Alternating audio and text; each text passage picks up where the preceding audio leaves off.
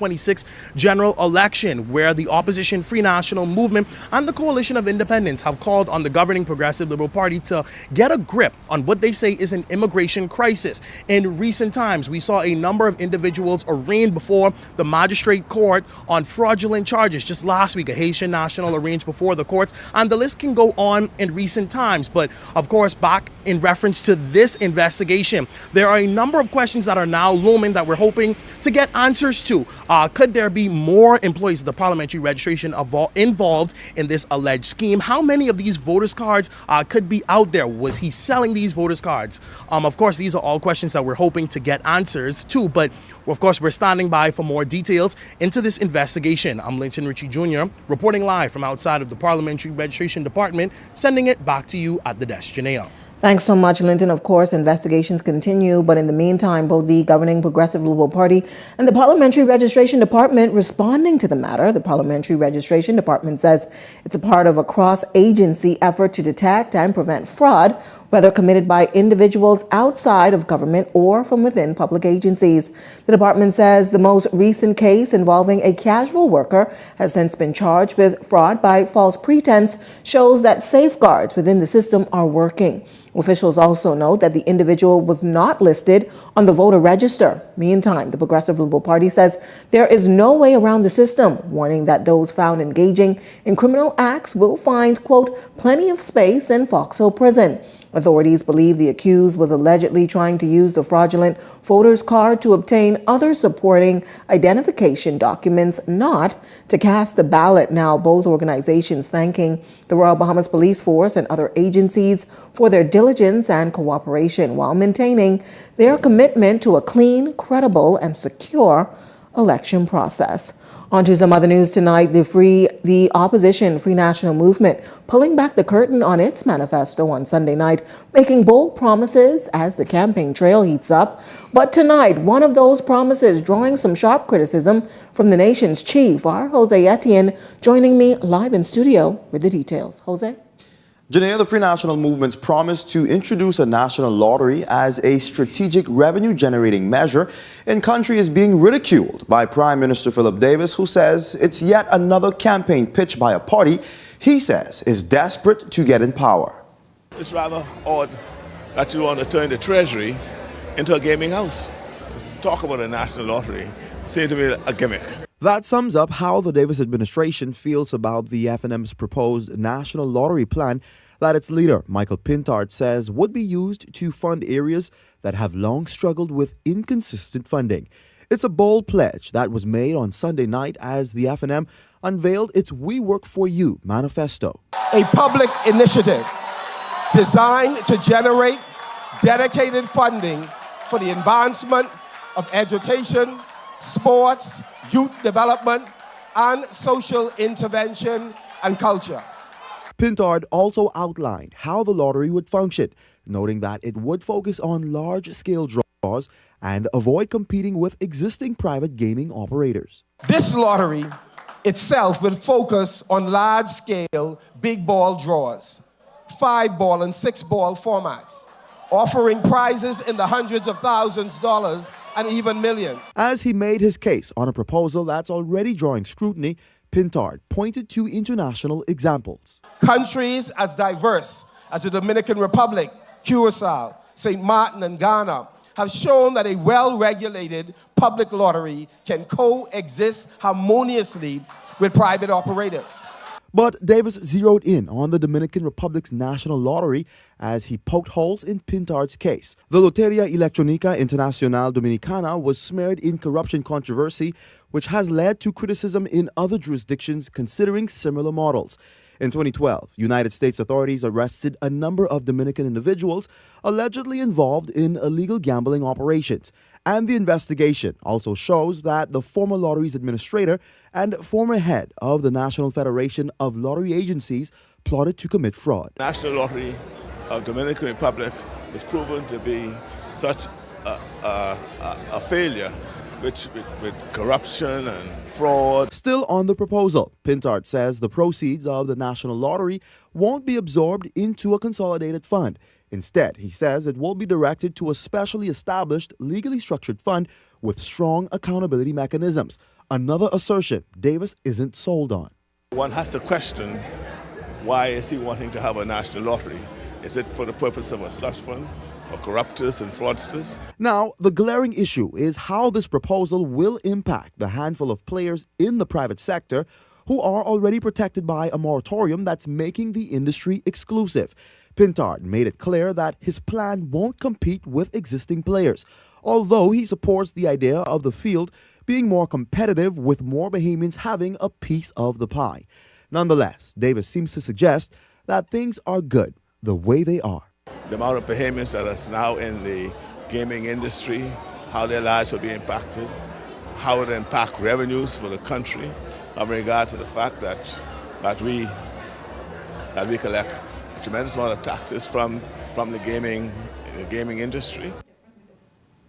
And that's the real question tonight. Is this a serious workable plan to generate revenue for the country, or simply an election ploy designed to win support in a tight race? With the Free National Movement framing it as a structured, accountable funding model, and the Davis administration, on the other hand, raising red flags about risk, oversight, and real-world failures, it's now up to voters to decide whether this is a promise that can actually be delivered, or one that sounds good on the campaign trail. For now, reporting live in studio, I'm Jose Etienne. Back to you, Janelle.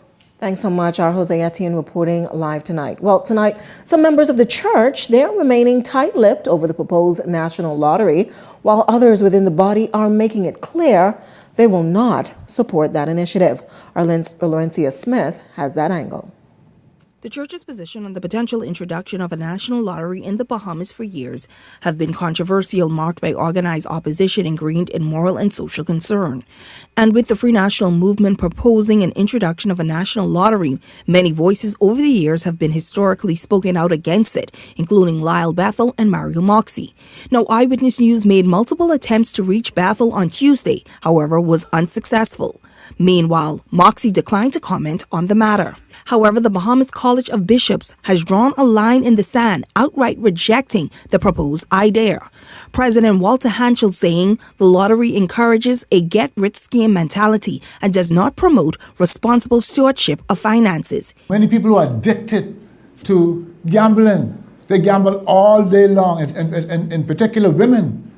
And these women sometimes leave their children at home, leave their children in the car, and all they're doing is gambling. So rather than focus on gambling, why don't we focus on empowering our people? It was in 2013 when voters overwhelmingly rejected a referendum that proposed both the regularization of web shop gaming and the establishment of a national lottery. Gambling houses all over New Providence, throughout the Family Islands, and we have a proliferation of gambling houses, a proliferation of liquor stores, and it seems as though we are promoting vices in our country now. Hanschel made it clear that they do not support any government that welcome gambling, and the head of the college broke down the biblical perspectives. All forms of gambling are tied and connected to risk, and it's always for profit for the person who's in charge.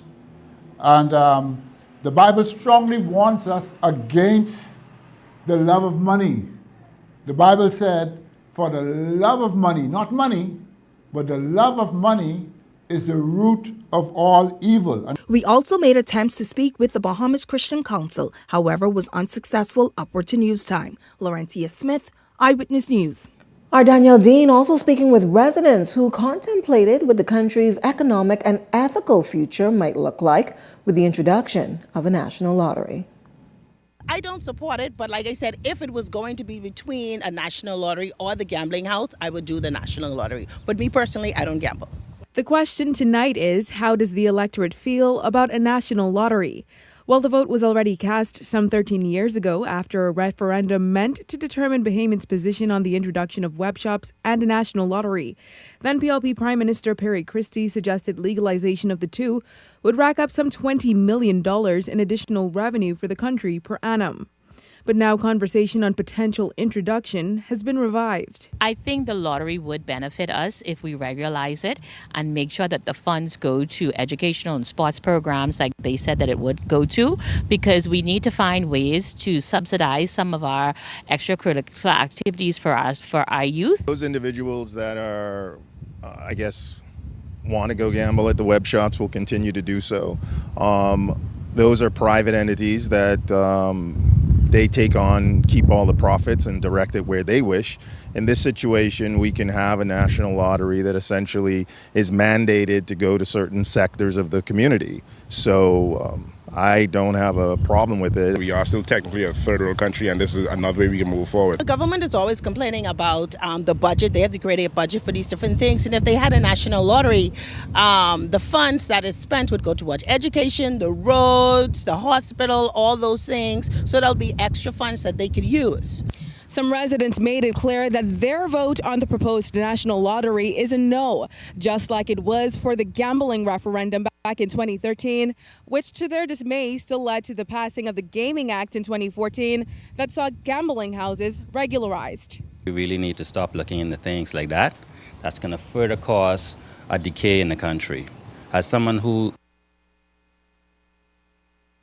it hits personally too, with a family member who is suffering from gambling addiction, I think it's about time we think about other ways to diversify the country rather than trying to find a cheap, easy way out that's going to cause more destruction. I believe the Bahamian choice of no should have stand, but of clearly they didn't listen to our choice. You are there to essentially, govern based on what the desires of this population is. And I had an issue with it, but it is what it is. The government has its right. We put them in office. I guess they have information that we didn't have to make these kind of decisions. But essentially, I think I would have not gone in that direction. I voted yes, and the reason being is we needed the income. And at the end of the day, we have so much expenses, we need so much things, education, things that don't really generate income. And if we can put more income into the consolidated fund, then we as a country can expand and grow. Both serve different purposes. Web shops offer extra gaming, sports betting, a lot of different things that the national lottery wouldn't be able to offer. It would just be a quick scratch off, do whatever you got to do, put in your numbers and call it a day. So it does differ, so I would see the need for both. Well, whatever the public's opinion, Leader of the Opposition Michael Pintard made it clear that the National Lottery is high on the FNM's agenda. Now the public awaits the outcome following the general election on May 12th. Danielle Zine, Eyewitness News. Well, as you heard, the Free National Movement proposing launching a national lottery to fund education, youth, sports, and culture, saying it would create a steady, transparent source of support outside of government's main budget. Eyewitness News turning to social media, posing the question today: do you support a national lottery to fund development? Some 66% of participants voting yes, it could bring consistent funding to important sectors. 25% voting no, gambling should not fund public services. 8% voting maybe, but only with strong oversight and transparency. 1% said that they were unsure. Be sure to continue to participate in our daily digital polls, as your voice matters. Meantime, the Progressive Liberal Party uniting in the nation's second city tonight as momentum builds ahead of the 2026 general election. Our Devontae Hanna on the ground in West Grand Bahama tonight as he covers the PLP's rally. He joins me live from West Grand Bahama. Devontae?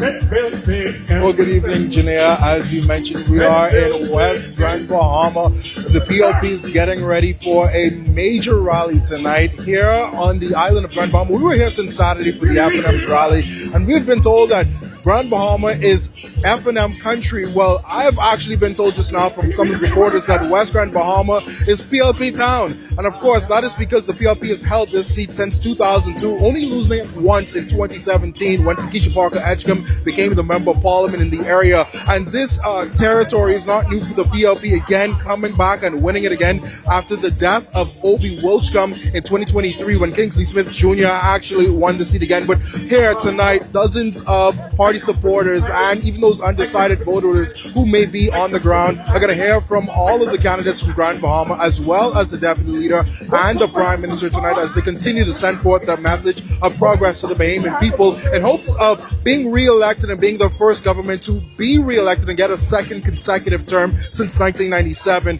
But it's going to be an uphill battle here in Grand Bahama. We know that there are several issues that many people on the island have been raising and concerns that they've been raising. Those leading the charge are the Grand Bahama Resort, the redevelopment there, as well as the Rand Memorial Hospital, the Grand Bahama International Airport. If you bring it right here to West Grand Bahama, the West Grand Bahama International Airport, also an item that people are looking forward to, and that the government of the Bahamas, the Davis administration, has promised and has yet to fulfill. But of course, they're going to continue their message here tonight. Hopefully they can get some more support. But again, it's going to be a pretty exciting night. I can tell you right now that dozens of supporters have lined off as far as 8 Mile Rock. If you're not familiar with Grand Bahama, that's about a 30-minute drive from where we are at now. And they're going to make their way here all the way from the city of Freeport. We've seen cars with flags and people with PLP paraphernalia on their way and making their way down to West Grand Bahama.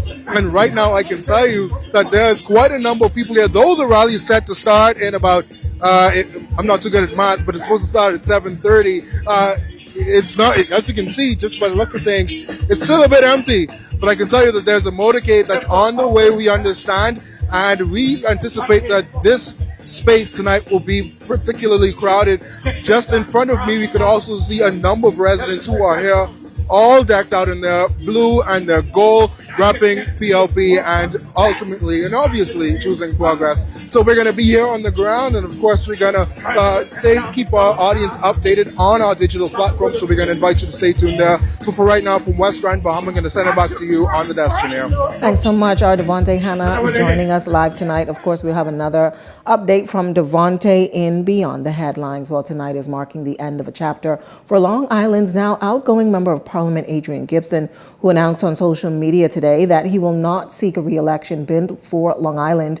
His announcement comes months after he was brushed aside by the Free National Movement, its executives ratifying Dr. Andre Rollins as candidate for the area long known as an F&M stronghold. Gibson's announcement also quashing rumors in political circles that he was mounting an independent campaign. Gibson was elected as an MP in 2017 under a minister-led administration.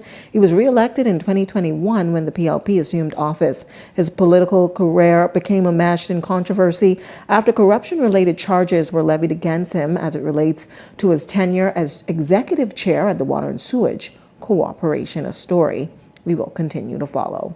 Well, with nomination day just 3 days away, the Parliamentary Registration Department seeking to clarify what residents and candidates can expect. Danielle Dean has the details. Political candidates are gearing up to go to nomination centers across 10 islands for nomination day Thursday, April 16th. This as the May 12th general election closes in and candidates campaign to win the favor of the masses.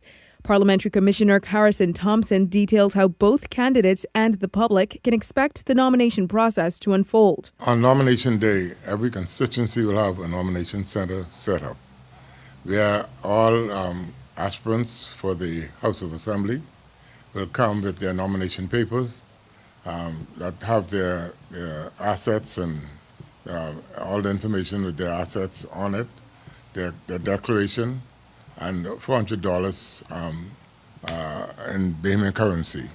And every candidate must have at least 5 signatures of the persons in that constituency to register him or her to be duly nominated for the House of Assembly. It's expected that each of the 41 constituencies will have at least 3 contenders, inclusive of PLP, F&M, and third-party COI candidates show up for nomination. And a complement of 41 centers will be active on Thursday between 9 a.m. to 12 p.m.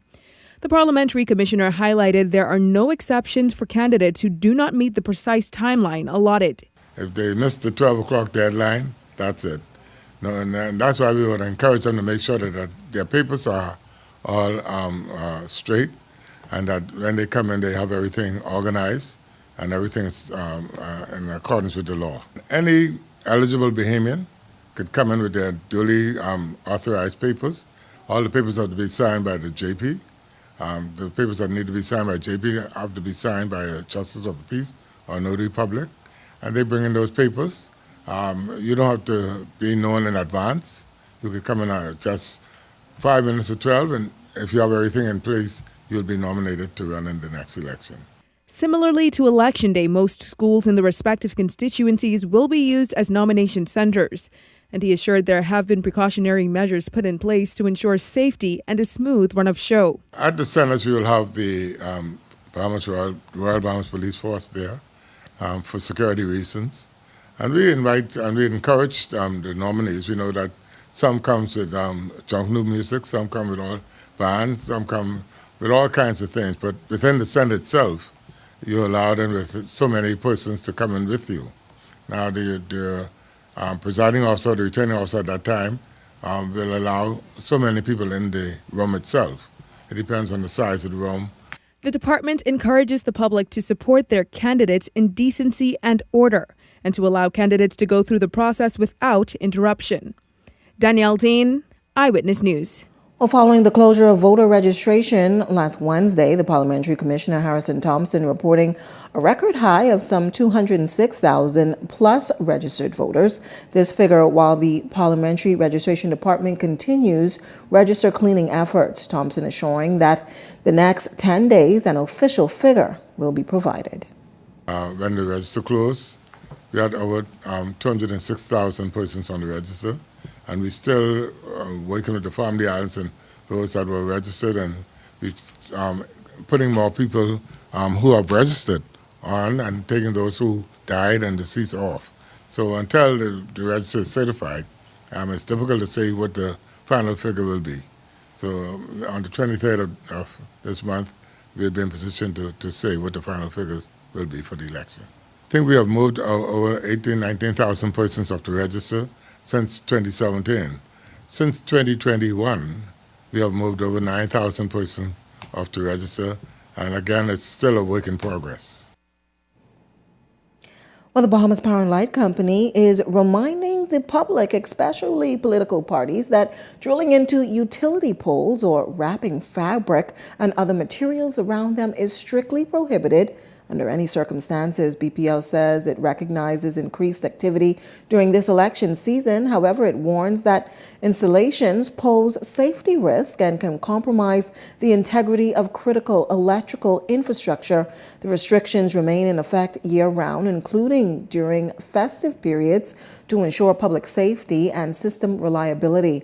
Now, under BPL's pole attachment agreement, Section 13, it specifies that all approved attachments must be secured using proper banding methods, including stainless steel band straps or wire clamps, particularly with poles fitted with street lights. The company is stressing that drilling into poles is not permitted under any circumstances.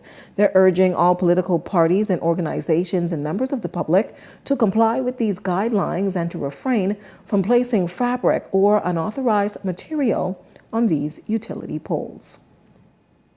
Well, the Coalition of Independents, they're unveiling part 2 of their first 100 days in office plan, this time addressing matters of national security, among other things. Party leader Lincoln Bain kicking off the outline, also announcing his pick for the Minister of National Security to oversee such matters. And we're going to put the person at the top there. We're going to change them. And so the Minister of National Security and Immigration is going to be me. As Prime Minister of this country, I will stand before you and answer to you. I will be responsible for the safety of this nation, not anybody else. We will not answer to anybody else. We will not be, I'm talking about any politicians over us. We will not be like Loftus Roker when he tried to do his job and Pillin told him, hey, stop that. Because Pillin had made a deal with Edison Key and them.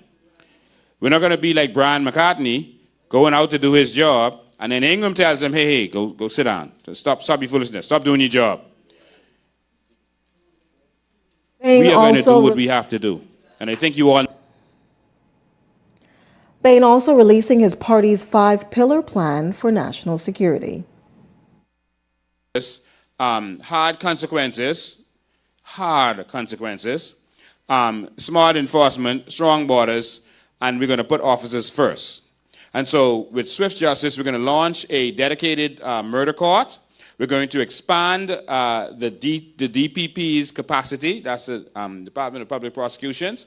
We're going to appoint more magistrates and judges and cut the backlog aggressively. We'll give details in a minute. In terms of hardcore consequences, we're going to define the worst of the worst murders for capital. We're going to define the worst of the worst murders for capital punishment, pass no bail for murder legislation, and enforce life sentences where promised. Did you hear me say that we're going to bring back capital punishment? If you kill, you will be killed. The investigation into the disappearance of Lynette Hooker now facing new questions tonight as her husband remains in custody, but his attorney pointing to potential gaps in the evidence. Devontae Hanna has the details tonight.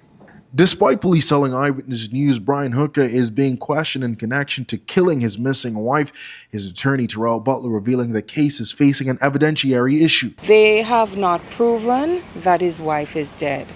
So I do not understand how they could be speaking about a charge of murder. And the search effort has now shifted into a recovery mission as investigators try to piece together what exactly happened in waters off Abaco. Now, Brian Hooker has been detained since Wednesday, April 8th, and has been transported here to the Central Police Station and remains under intense questioning. This interview was much shorter than the other one. The other one was over 3 hours, and they asked just general questions along the line of the history and the offense itself. Of course, my client maintains his innocence and he denied all allegations. After extending Hooker's detention to Monday evening, police can either release him or haul him before the courts. Up to news time, there has been no confirmation on either.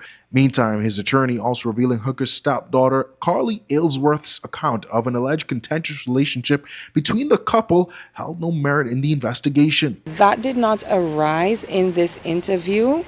And at this point, he has already, through me, denied those allegations. Butler says she cannot speak to the state of mind of the 58-year-old Michigan man, but she says he has been treated well by police. The investigation into the incident remains ongoing. Devontae Hanna, Eyewitness News. Well, we've added another access point to make sure you're up to date with our latest news. Follow the Eyewitness News WhatsApp channel, scan our QR code on your screen, or visit all of our social media pages for a direct link while you're there. Don't forget to follow Eyewitness News on Instagram and Facebook. But if you've got a news tip or if you've seen news in the making, call the IO News hotline 397-6397. We also invite you to send your letters to the editor for publication on all of our social media platforms or eyewitnessnewsbahamas@gmail.com. If you're watching on Facebook or YouTube, share your thoughts about today's stories in the comments section. Well, we're just getting started in Eyewitness News tonight, but when we come back, you heard about those stern warnings for political parties. We've got another update. And later tonight, another episode of Inside the Boardroom with our Natario McKenzie. We've got the details right after this break. Vibes is resilience in motion. So even when things go out of sync, we do what it takes to bring the vibes back. At VTC, we understand your vibes because we live it. That's why we are dedicated to building a network as resilient as you, with a team of familiar faces working every day to keep you on beat. You are at the heart of everything we do. Our commitment is to keep your vibes flowing, no matter what. Got that crispy onions crunch, take a bite, it's a smile. Sweet onion sauce drip, happy running down my side. Pepper jack cheese, bring a little playful wow. Brioche bun soft like a cloud on this ride. Oh, let's get chicky with it. Hey, taste the sweet side of things. Every single bite, so litty. Got my whole crew doing their thing. Crispy onion, sweet onion sauce. Pepper jack cheese, going off. Brioche bun, sitting pretty. KFC, it's finger-licking good. A storied party falling apart. F&M's fleeing. Chaos, confusion, even court battles. What's happening with the F&M is sad. Divided, directionless, dysfunctional. The ones left behind won't admit it, but it's chaos inside. They say a fish rots from the head down. If Michael Pintard can't keep his own party together, how can he run an entire country? Everyone hates a dead cow battery. Why not get a battery that lasts and has a 12-month warranty and is only $64.50? Intercontinental batteries are made with German technology, compatible with Japanese, US, and European vehicles, and adapts to warm climates. All right, good to go. These batteries are high quality, affordable, innovative, and only available at AID. Visit us online or WhatsApp us at 427-0026. AID, all you really need and more. Ready for church, Grammy? You still hiding your money under this mattress? I ain't putting my money in no bank or no credit union. My money protected right here with me for my peace of mind. It's 2025, Grammy, and I promise you, nobody after your money. But if one of those institutions do get mashed up, your money's still protected. So, why I gotta pay for my money to be protected? Oh man, Grammy, with those TIC member institutions, your deposit already protected, automatically. So, I ain't gotta hide money around the house no more? Don't say that too loud, Grammy. You're looking to get robbed. With the Deposit Insurance Corporation of the Bahamas, your savings, checking, and fixed deposits are protected up to $50,000 per depositor per member institution. At BOB, we take pride in our business banking. I chose Bank of the Bahamas because it was a Bahamian-owned bank. The bank has certainly supported our evolution through overdraft facilities, purchasing of equipment, facilitating of salary payments, and I really believe that Bank of the Bahamas is able to help in the development of the local economy. I would truly recommend the services at Bank of the Bahamas. Looking for insurance that fits your lifestyle and your budget? At Star General Insurance, we've got you covered. Whether it's motor insurance with flexible options for third-party liability and comprehensive coverage, or commercial insurance products that protect your business, we have choices you can afford. Own a home or renting? Our home insurance products have just what you need. And for the adventurers out there, we offer marine insurance too. Visit our website or social media pages for contact information and quotes. Star General, insurance made simple. This segment of Eyewitness News is brought to you by EV Motors Fleet Sales Division. For 2026 commercial vehicles, call 821-2403 today. Welcome back. Here's a look at your Eyewitness News gas tracker. You're getting the cheapest tonight at Esso, $6.58. Both Rubis and Shell coming in at $6.64. Welcome back. You're watching Eyewitness News. Well, a bus crash in Abaco, leaving students fleeing that vehicle on Monday afternoon. The circumstances surrounding the incident remain unknown at this time. Video footage circulating shows the aftermath of that incident as students jumped through the windows and the back entrance of the bus for safety. Director of Education within the ministry, Dominic McCartney-Russell, providing Eyewitness News with these preliminary details, noting that they're still awaiting the specifics on what went wrong. Students were being transported from a career fair that was held in Marsh Harbor, and they were returning to Cooperstown. The students were from S.A. Boodle. And there was an accident that occurred involving one of our bus contractors. And as a result of that, the bus veered off into the bushes. The district superintendent has indicated that there were no injuries to the students. However, we are awaiting the official report, and we're also awaiting the report from the school principal. I can't tell you. I'm not certain what the issue was. Well, police are investigating an armed robbery that occurred in Rock Crusher on Sunday morning. According to investigators, shortly after 10 a.m., the complainant reported that he traveled from Abaco to New Providence to purchase a 2024 Chevy Silverado from a man known to him. Accompanied by a male friend, he went to the Rock Crusher area to complete that transaction. While there, they were approached and stopped by another male known to him who arrived in a white Nissan Note. Now, during a brief conversation, the complainant explained the purpose of his visit. At that point, the suspect allegedly produced a firearm and demanded cash.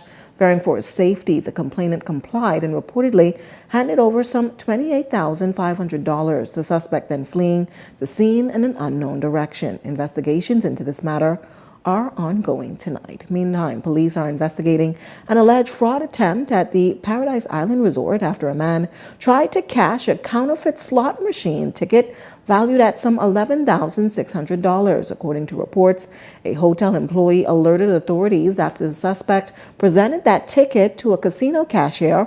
Officers later identifying that suspect as a 41-year-old U.S. national. He claimed he obtained the ticket during a gambling game. However, casino officials determined that the ticket was not legitimate. The man was subsequently arrested. Cautioned, he's now assisting police with this ongoing investigation. Well, with the 2026 general election approaching and national priorities being laid on the table, health experts, they're calling for mental health to be addressed. Rebecca Bain has the details tonight. Two major parties promising to address mental health ahead of the next general election, as suicide and attempted suicide have been on the rise. But for local psychologist Adrika Richardson, she's urging the next government of the day-to-day threat, what she calls a crisis, is a national priority. I think we have heard a lot of promises, especially every time when it comes to political season, about what each party was willing to do with mental health. But I still have not seen anything actually put in place to aid our country with mental health relief. Richardson is also calling out political parties, saying they must invest in mental health awareness campaigns with the same energy and funding as election campaigns. My hope as a clinician in this country who's actively working to champion for mental health awareness, is that we see things like awareness campaigns, whether it's TV, radio, or great billboards, because I see them now happening for the political season. It would be amazing if we saw signs around our country about things that people should be aware of when it comes to mental health. But psychiatrist Dr. Thomas Smith says the problem runs deeper than politics, pointing to staffing, resources, and more psychiatric institutions. But the Progressive Liberal Party has proposed mental health leave of up to 3 days, a move Dr. Smith says could help normalize Bahamians seeking help. It will definitely cause an understanding and a conversation to be had. Hopefully, whenever those conversations are had, the appropriate specialists are called in so that they can properly give advice. Meanwhile, the Free National Movement has pledged to deploy mental health professionals on every island and expand resources in schools to address suicide early. And Dr. Smith says such measures could be impactful if properly implemented. If we are able to begin early intervention, we could perhaps impact how we are seeing the numbers by the time they're 21, meaning that there will be a decline because we are able to intervene a lot earlier.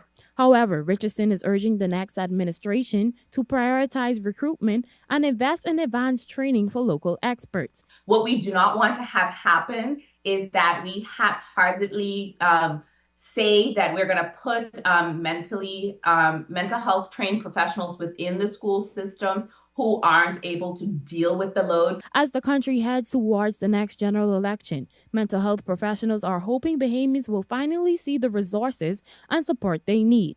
Rebecca Bain, Eyewitness News.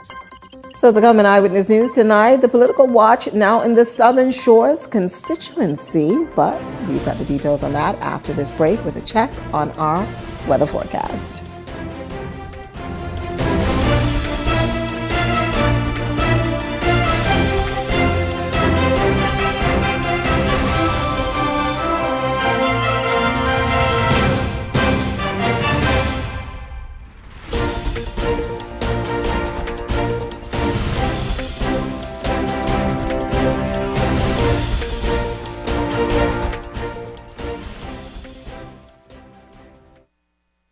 party of promises. Over the past 5 years, what has the PLP really done? The failed sale of the Grand Lucayan Hotel in Grand Bahama left thousands of nurses unpaid and medical facilities crumbling, drowned Bahamians in sky-high power bills, and left no path to real energy reform. Hundreds of unpaid government vendors waiting to be paid, while no bid contracts are delivered on a silver platter.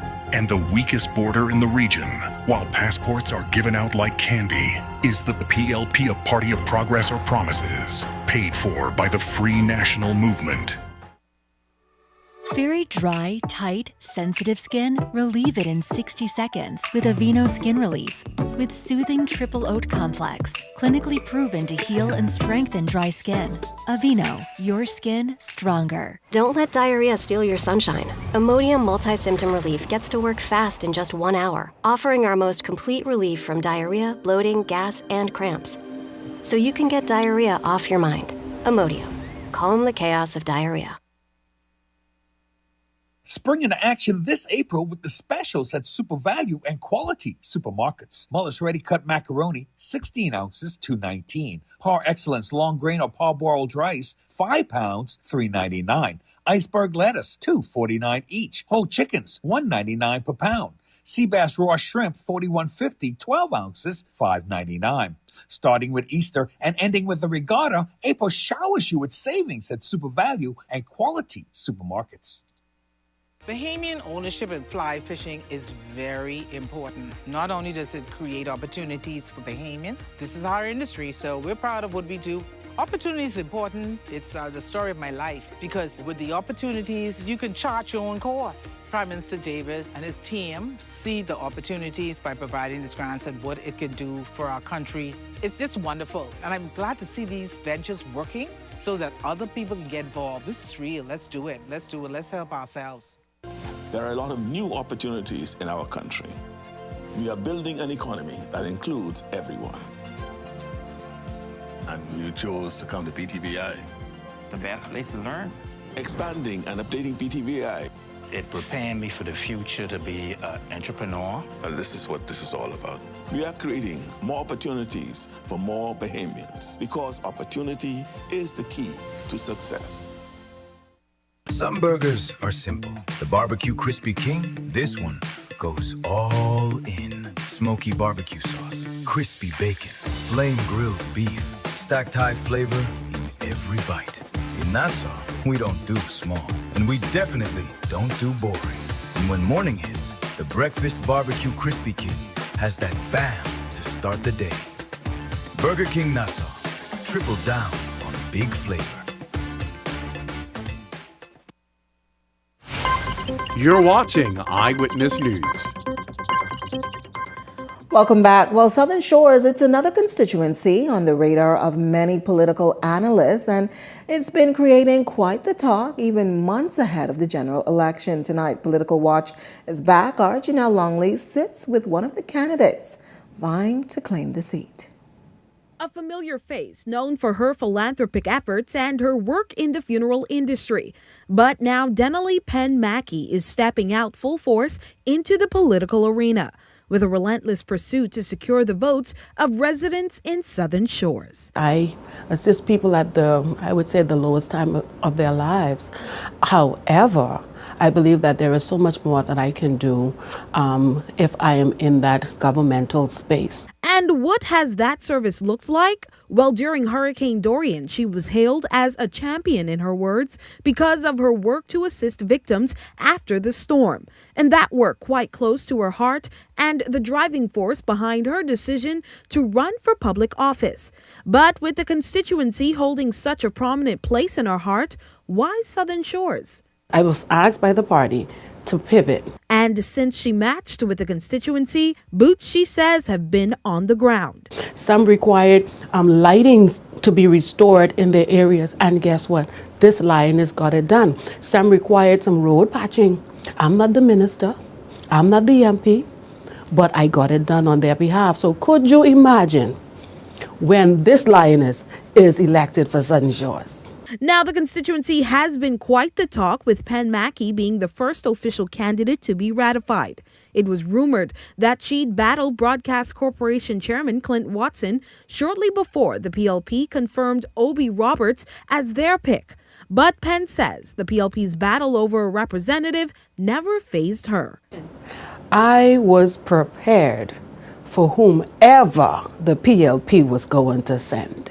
Not only will she battle Roberts, but the incumbent Leroy Major, who plans to challenge the seat, but this time as an independent candidate. And also representing the Coalition of Independents, Kirk Farrington. But Penn Mackey says if the work she's already started hasn't sealed the deal enough, know that the electorate will be priority.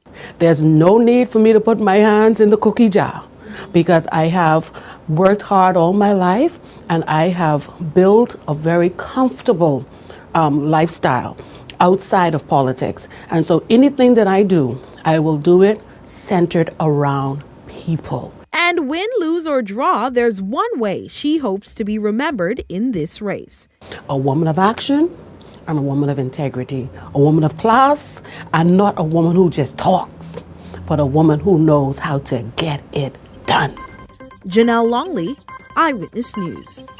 So to come in Eyewitness News tonight, our Laurencia Smith has your latest check on sports right after this break. Life moves fast, and the best moments happen when you get more from every connection. Boy, life come true, eh? Appreciate it. When your world is connected, more convenience comes naturally, so you can keep moving with more freedom and less interruption. From real-time updates to everyday essentials, you stay more in sync with life. Because when time matters, more reliability keeps you one step ahead. From home to work and everywhere life takes you, our network is built for more. Yes, we got everything secured in the cloud. Driven by a network built for today and designed to deliver more possibilities tomorrow. Oh, how we getting ya? Where entertainment is more immersive. Who's again? Hey, what's in the game? And real-life moments come with more access instantly. This is connectivity that feels out of this world. Join the family and experience more. It's good to be alive. 2021. Borders overrun. Gang wars raging. Crime out of control. 4 years later, we're stronger. More than 1,000 new police and defense force officers, new interceptors protecting our waters, record numbers repatriated, and with stronger security partnerships, tougher anti-gang laws, and shantytown crackdowns, we're tightening our grip. Stronger borders, safer streets. This fight is never finished.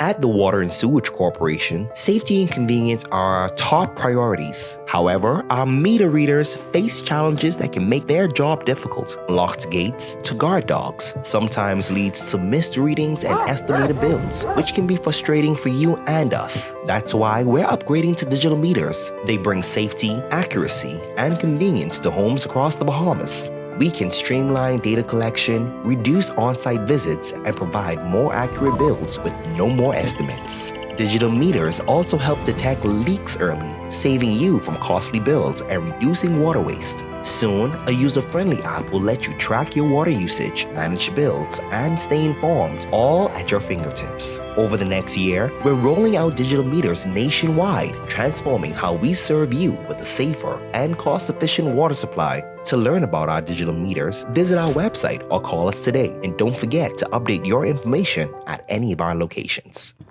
Tasha, what you saying? Girl, right here, rushing to catch JS Johnson. I gotta renew my insurance. Oh, I with JSJ too, but I don't wait in line. I just pay online. Stop it. How you do that? Just email info@jsjohnson.com and say, sign me up for the online service center. They'll reach out and hook you up. You ain't never have to stand in line again.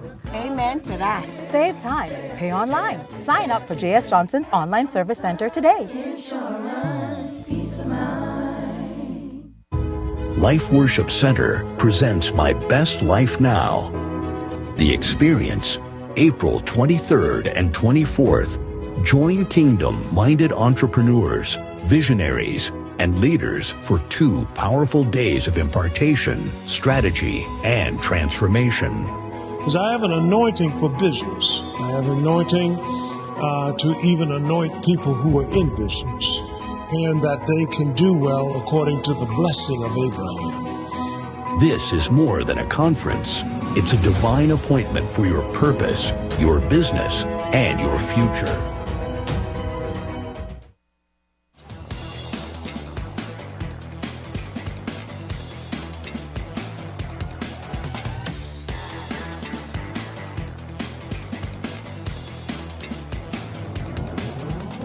Eyewitness Sports is brought to you by 103.5 The Beat.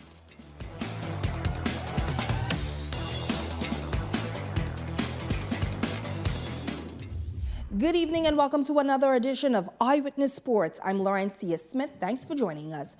Topping sports tonight, the sports community is weighing in on the Free National Movement proposed national lottery if elected. Now, according to the FNM, the national lottery will focus on sports, young persons, and education. The thought of a national lottery, it's one that we're agitating for. Sport is desperately in need of more funding. That's Romel Knowles, president of the Bahamas Olympic Committee, expressing support for the proposed national lottery initiative. He says sporting associations and federation could welcome the funding, especially when it comes to development in our family islands. However, he notes there's still a few questions that needs to be answered. On exactly what all the entities are that's going to be impacted. We've heard sports, we've heard education, we've heard youth development, and perhaps culture will be added to that. So if we use that split, then I think we need to be fair to our colleagues and say 1/4 of the proceeding from national lottery should go directly to sports. I think it ought to not be managed. Meanwhile, concerns over funding continue to echo across the sporting community, with the high cost impacting teams' preparation, particularly for international competition. Recently, the Bahamas Aquatic Federation revealed it spent an estimated $200,000 to prepare for the recent Carifta Games in Martinique. Federation President Algernon Coggle also throwing his support behind the lottery, adding that the development of funding can go a long way to sustaining the growth of the sport. Priority would be travel for national team. Secondly, to develop facilities in the family islands. There are family islands with no swimming pools, and there's only one 50-meter pool in the Bahamas. So if we could use the funds to expand the number of facilities for swim training, we would definitely be creating more opportunities for Bahamians. Meanwhile, Cora Hepburn, president of the Gymnastic Federation of the Bahamas, says the national lottery could play a key role in advancing sports and providing much-needed funding.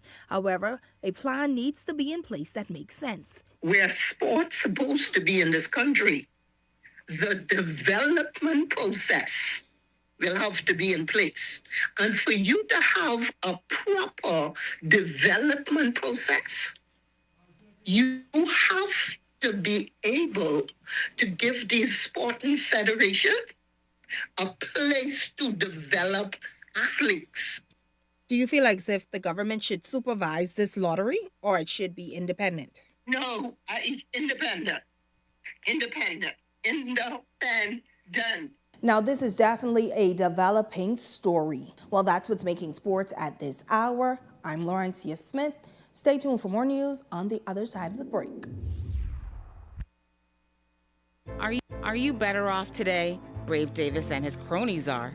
Extravagant taxpayer-funded trips, a luxury car for Philip, and hundreds of millions in no-bid contracts for their allies. But for us, gas and groceries through the roof, fat on bread basket items, healthcare broken and unaffordable, and illegal immigrants flooding our communities. While Brave Davis and his cronies keep getting ahead, we pay the price. Under the FNM, that changes, because their job is to work for you. Everyone hates a dead car battery.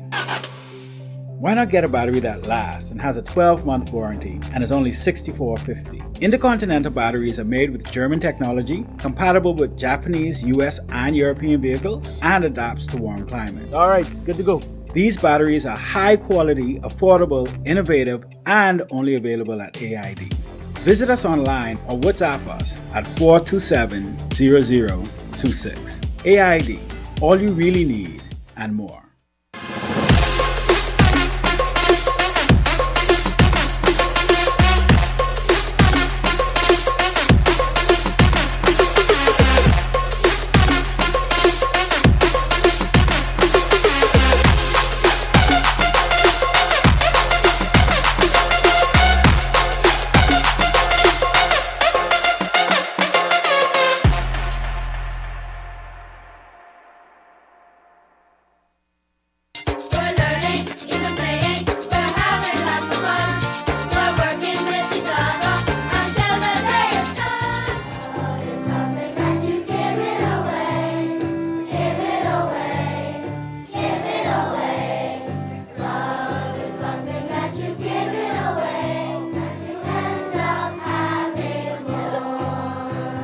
Education Minister Glenys Hannah Martin and various ministry officials were warmly welcomed in song by the staff and students of Summit Academy.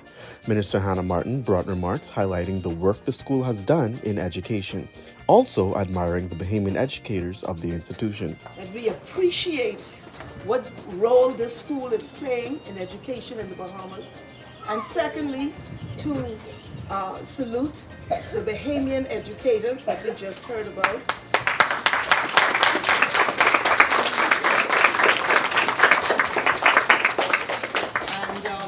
To encourage you to keep going and keep producing the top students in the nation. Founder and principal Jillian Wilson shared more insights on the school's beliefs. We believe, students please stand, that Bahamian children deserve rigorous, forward-thinking instruction. And we believe opportunity should be accessible to as many families as possible because potential lies everywhere. The program had various performances, including a rendition of Rise Up and a dance duet.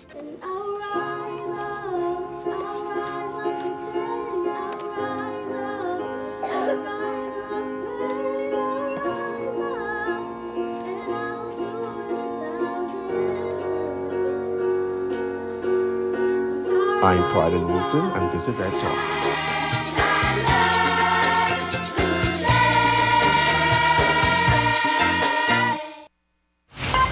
You're watching Eyewitness News. Well, that wraps up news this Monday. Coming up and Beyond the Headlines with Shanique Miller, a look at today's top stories. We're also back in Grand Bahama as the Progressive Liberal Party is in the Western District of the island. You don't want to miss the details, but we're ending news tonight. Thanks so much for having you in our company. On behalf of the entire news team, I'm Janae Nawal saying good night and be safe, everyone. Hey, it's your boy Charlie Bahama here at Superwash, Superwash's newest spokesmodel. And I'm here to tell you about Superwash's large capacity washers and dryers for all your big loads. I know I see that Charlie Banana coming here just now. Luckily, it's also big enough for me to hide it. I thought he was right over here where these large capacity washer and dryers is. They're big enough now to handle your big loads, you know. Yeah, like your comfort on your blanket. But just look at that. Somebody forget to turn on the dryer. Oh, stop! Damn! You hear something? Yeah, that's the sound of clean. Superwash washes you, presses you, and entertains you 24/7. Welcome to Cityscape, your ultimate solution for hassle-free car rentals with unimaginable benefits. Cityscape is the Bahamas' first car rental rewards app. Those benefits include a Cityscape car rental rewards program. From the moment you sign in, your dashboard becomes your control hub, showing you your total rentals, total spending, and the points and levels you've earned along the way. Head over to the history section to track every stage and status of your rental from booking to completion, all in one place. With every rental, you earn reward points that can be redeemed for exciting perks like free car washes, free gift cards, discounts on future rentals, and exclusive offers designed just for you. Start your journey at the bronze level, then climb your way up to silver, gold, and finally platinum. Each level unlocking higher rewards and faster point accumulation. So what are you waiting for? Rent with Cityscape today. Rent smarter, earn more, and level up your drive with every ride. Very dry, tight, sensitive skin? Relieve it in 60 seconds with Aveeno Skin Relief. With soothing triple oat complex, clinically proven to heal and strengthen dry skin. Aveeno, your skin stronger. Don't let diarrhea steal your sunshine. Imodium Multi-Symptom Relief gets to work fast in just 1 hour, offering our most complete relief from diarrhea, bloating, gas, and cramps. So you can get diarrhea off your mind. Imodium. Calm the chaos of diarrhea. Hey, it's time to lock in your vote. Your vote is your power. With the new boundaries in place, you may need to transfer or confirm your voter registration. And if you have never registered or didn't plan to vote, don't get left out on one of the most important decisions of your future. Make sure when election day comes, you're ready to say, your say, your vote, your choice.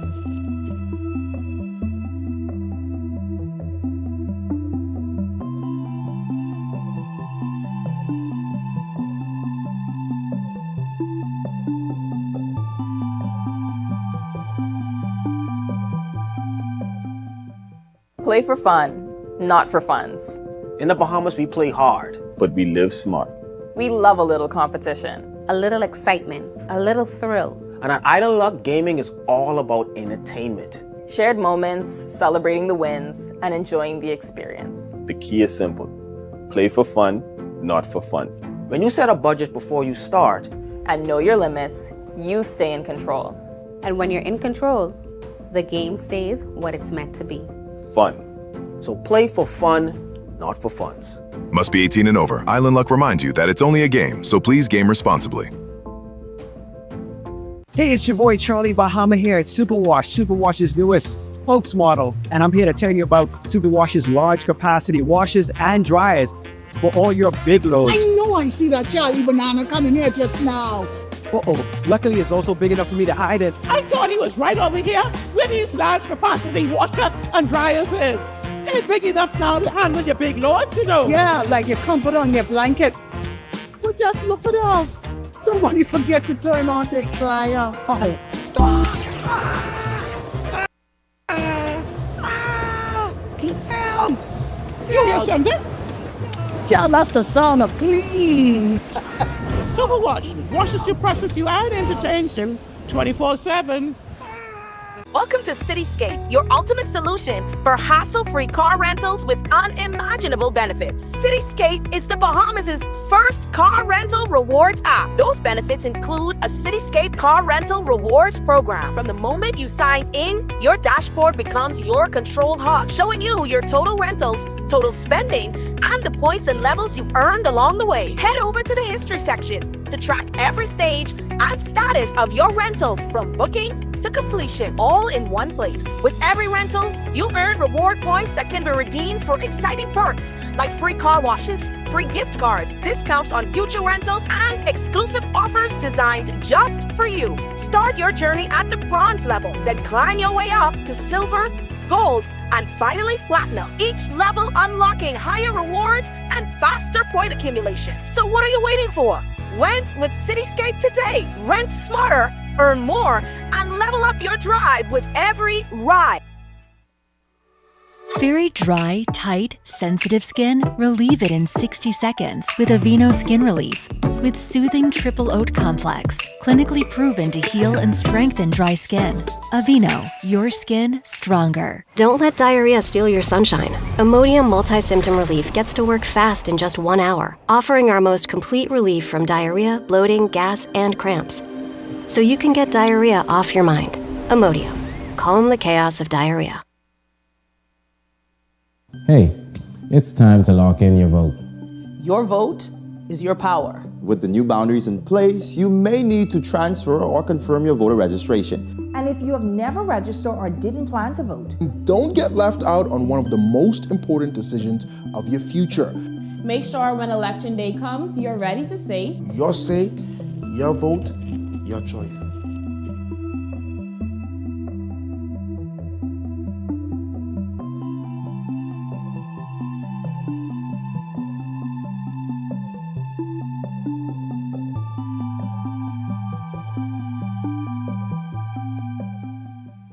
play for fun, not for funds. In the Bahamas, we play hard, but we live smart. We love a little competition. A little excitement, a little thrill. And at Island Luck, gaming is all about entertainment. Shared moments, celebrating the wins, and enjoying the experience. The key is simple. Play for fun, not for funds. When you set a budget before you start, and know your limits, you stay in control. And when you're in control, the game stays what it's meant to be. Fun. So play for fun, not for funds. Must be 18 and over. Island Luck reminds you that it's only a game, so please game responsibly. Hey, it's your boy Charlie Bahama here at Superwash, Superwash's newest spokesmodel, and I'm here to tell you about Superwash's large capacity washers and dryers for all your big loads. I know I see that Charlie Banana coming here just now. Uh-oh, luckily it's also big enough for me to hide it. I thought he was right over here where these large capacity washer and dryers is. It's big enough now to handle your big loads, you know. Yeah, like your comfort on your blanket. Well, just look at us. Somebody forget to turn on the dryer. Oh, stop! Help! You hear something? Yeah, that's the sound of clean. Superwash washes you, processes you, and entertains you 24/7. Welcome to Cityscape, your ultimate solution for hassle-free car rentals with unimaginable benefits. Cityscape is the Bahamas' first car rental rewards app. Those benefits include a Cityscape car rental rewards program. From the moment you sign in, your dashboard becomes your control hub, showing you your total rentals, total spending, and the points and levels you've earned along the way. Head over to the history section to track every stage and status of your rental from booking to completion, all in one place. With every rental, you earn reward points that can be redeemed for exciting perks like free car washes, free gift cards, discounts on future rentals, and exclusive offers designed just for you. Start your journey at the bronze level, then climb your way up to silver, gold, and finally platinum. Each level unlocking higher rewards and faster point accumulation. So what are you waiting for? Rent with Cityscape today. Rent smarter, earn more, and level up your drive with every ride. Very dry, tight, sensitive skin? Relieve it in 60 seconds with Aveeno Skin Relief. With soothing triple oat complex, clinically proven to heal and strengthen dry skin. Aveeno, your skin stronger. Don't let diarrhea steal your sunshine. Imodium multi-symptom relief gets to work fast in just 1 hour, offering our most complete relief from diarrhea, bloating, gas, and cramps. So you can get diarrhea off your mind. Imodium. Calm the chaos of diarrhea. Hey, it's time to lock in your vote. Your vote is your power. With the new boundaries in place, you may need to transfer or confirm your voter registration. And if you have never registered or didn't plan to vote, Don't get left out on one of the most important decisions of your future. Make sure when election day comes, you're ready to say, Your say, your vote, your choice.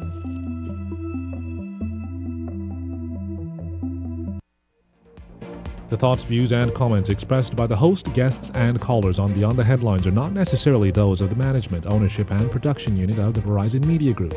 Beyond the Headlines is a production of ILTV Studios and cannot be reproduced or represented in part or entirety without the express written consent of the Verizon Media Group. Beyond the Headlines is the intellectual property of the Verizon Media Group.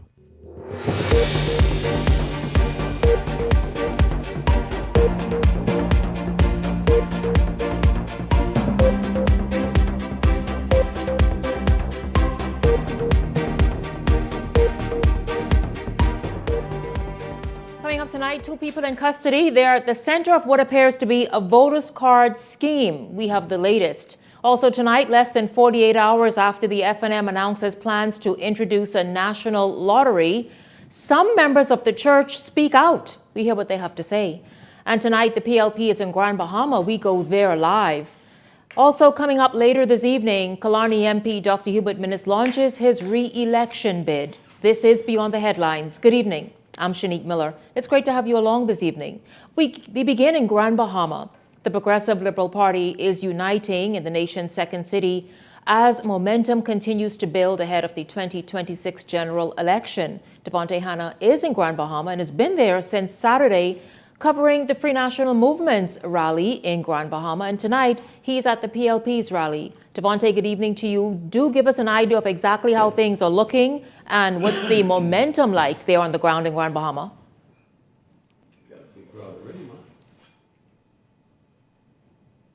Shanique, I could tell you right now that the momentum is actually starting to build up here in Grand Bahama on West End. The Prime Minister just arrived, so I'm going to show you just the crowd that is beginning to thicken up a bit. We began here about 7:23 is when we first went live at the top of the newscast. We did not have this much people out here, but we can tell you that dozens, I dare say, maybe hundreds of people that are coming here and that are here. And if my cameraman could pan with me, we can still see that there are some people that are making their way here to this rally stage tonight. We expect to hear from all of the candidates from Grand Bahama, of course, from the Deputy Leader, Chester Cooper, and of course the Prime Minister, who I said just arrived, Prime Minister Philip Davis. And of course, it's all going to be about sending that message of progress to the Bahamian people, and specifically to the people of Grand Bahama, we know that the FNM was here just on Saturday past and said that they said that Freeport is FNM country. I was been speaking with some of the residents here tonight and said that the West End is PLP town, and of course they hope to continue that message as we go forward towards the next general election. But of course it's going to be an uphill battle for the PLP. We know that the Davis administration has promised a lot and has promised to do a lot over his last 4 years in office. We're talking about the Grand Lucine redevelopment. We're talking about the Rand Hospital, Rand Memorial Hospital, as well as the Grand Bahama International Airport, as well as the West End International Airport. All of those are things that are left unchecked on the PLP's ticket here tonight, and they hope to rally up the troops and hopefully get into the polls on May 12th. So we're going to be here throughout the night. I'm going to send it back to you on the desk, though, Shanique. Thank you, Devontae Hanna in Grand Bahama this evening there. Devontae, thank you very much for that live drop and giving us an idea of how that rally is shaping up this evening. Devontae also covered the rally for the Free National Movement in Grand Bahama on Saturday evening. You heard him refer to that just a moment ago. Well, we're going to jump in right there this evening and begin tonight's show with the face-off of the rallies, right? The FNM on Saturday evening hosting its first major mass rally in Grand Bahama. And then this evening, the Progressive Liberal Party doing the same thing in Grand Bahama as well. I'd like to welcome the On the Headlines contributors, Leslie Miller, Ellington Ferguson, and Michael Turnquest. Gentlemen, good evening to each of you. Welcome to tonight's show. Good evening. Good evening, Shanique. Good evening, colleagues. Good evening, Bahamas. Thank you for having me once again. Let's just, hi, Michael, good to see you. Let's just talk about what the PLP is intending to do here this evening, and that is prove that in Grand Bahama, they are the party of choice. This after, of course, coming off the heels of the Free National Movement stating emphatically that, wait a minute, no, this is FNM country, as they often refer to Grand Bahama. Your thoughts on how this all shaped up from Saturday evening right into right now this evening? Well, Shanique, it's very interesting. Starting from Saturday evening, the Progressive Liberal Party kick off their official national rally here in the New Providence, which I must say that was very impressive for a first rally. They have tremendous momentum. The Progressive Liberal Party has its base fired up and on all cylinders, and they're really moving. I think as they go down into Grand Bahama, the Progressive Liberal Party has a lot to prove. They're going to try to sell, like you say, their message of progress and to sell the Bahamian people on the path that they have been taking, on the things that they have done, the things that are still in the works, that is still happening. And hopefully we'll see how Grand Bahama responds to that. You know, the Progressive Liberal Party want to push for Grand Bahama. They want Grand Bahama. They want the support of Grand Bahamians. And it remains the same. If Grand Bahamians feel the things that the Progressive Liberal Party said that they have been doing, do they feel it? Is it resonating with them? Are they leaning towards the Progressive Liberal Party? We're going to begin to see what's happening in Grand Bahama, where the people is moving. This rally, I think, is going to be the genesis of all of that. And then we'll get a clear view after this and other rallies in the incoming weeks as to what Grand Bahama's real response is to the Progressive Liberal Party. Mike? You know, Shanique, I think the rallies are definitely interesting. I think right now, if we listen to everyone after they see certain rallies, everybody's looking at the numbers game. Who has the most people? You saw the PLP, Progressive Liberal Party, started out in New Providence. They had a great turnout. You saw where the Free National Movement in Grand Bahama also had a very impressive turnout in Grand Bahama. I think the truth of the matter is in Grand Bahama for the Progressive Liberal Party, there's been little, there's been a lot surrounding the Alukaya Hotel, and I think there's been a lot of letdowns.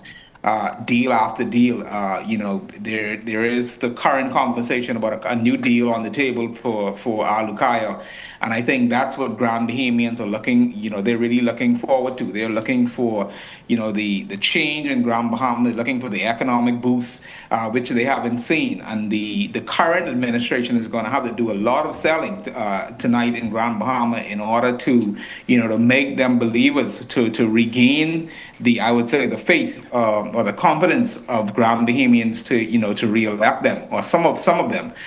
So it'll be a very interesting one to watch tonight and see how the turnout looks compared to what the Free National Movement would have had at their rally. And it's definitely, I'm pretty sure a lot of persons will be looking forward to see what the Free National Movement do in New Providence in terms of when they do a mass rally, whichever, whether it be RM Bailey or Fort Charlotte, wherever they might decide to do one.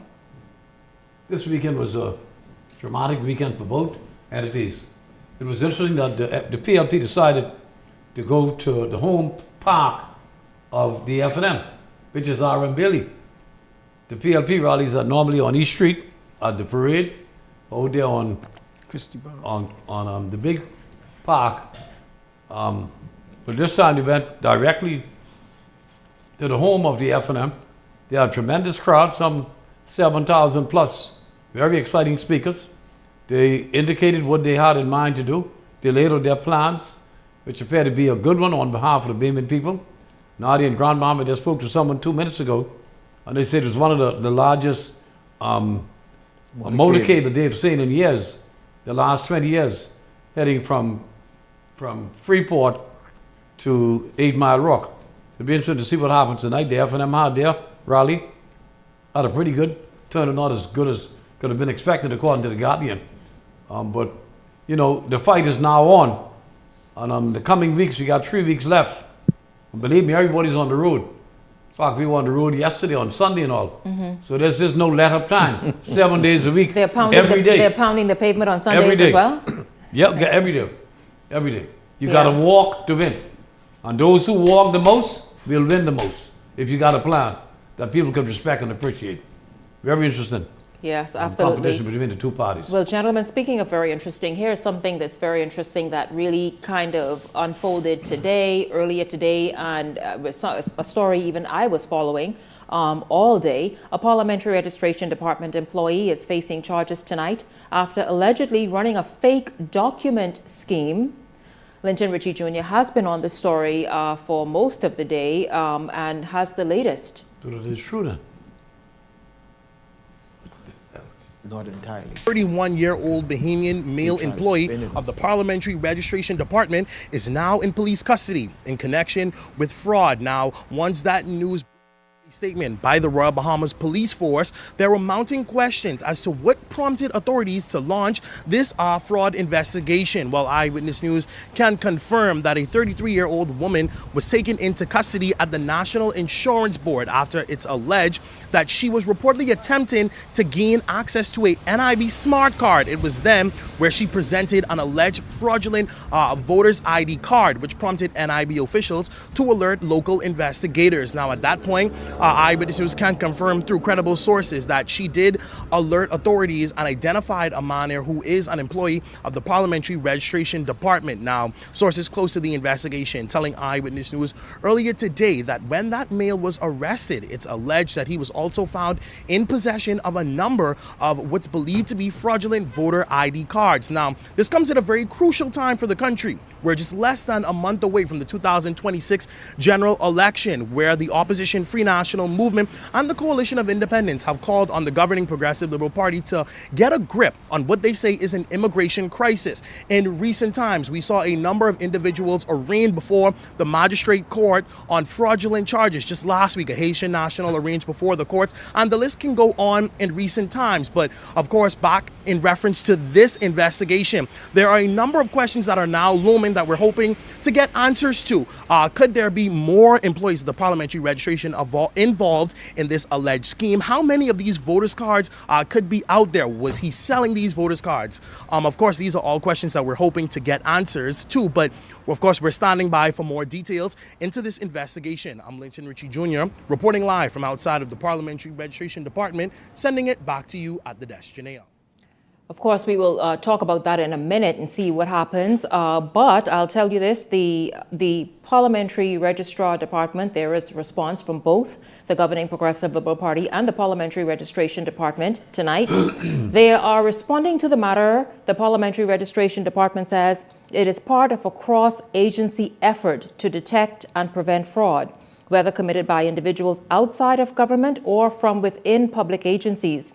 The department says the most recent case involving a casual worker who has since been charged with fraud by false pretenses shows that the safeguards within the system are working. Officials also note that the individual was not listed on the voter register.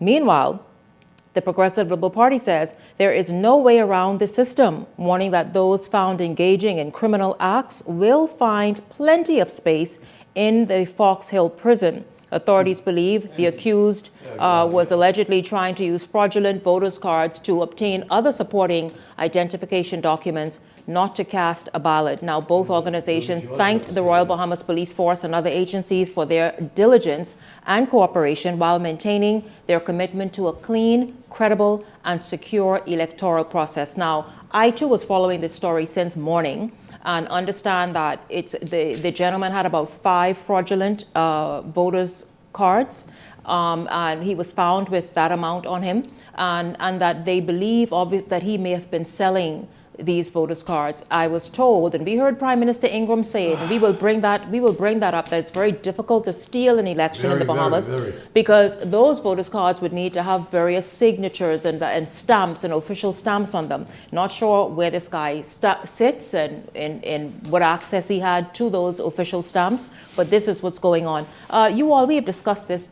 I mean, I've had Nicholas Simonet here since last year several times to talk about the more stringent process and the fact that people are being prosecuted should they be found in violation of any law as it relates to national documents. And here it is, somebody right in the Parliamentary Registration Department just carrying out reportedly his own racket. It's got to stop. Shanique, I say several things. Let me start with this one. I want to start by praising all of these agencies, from the Parliamentary Registration Department, National Insurance Board, the Passport Office.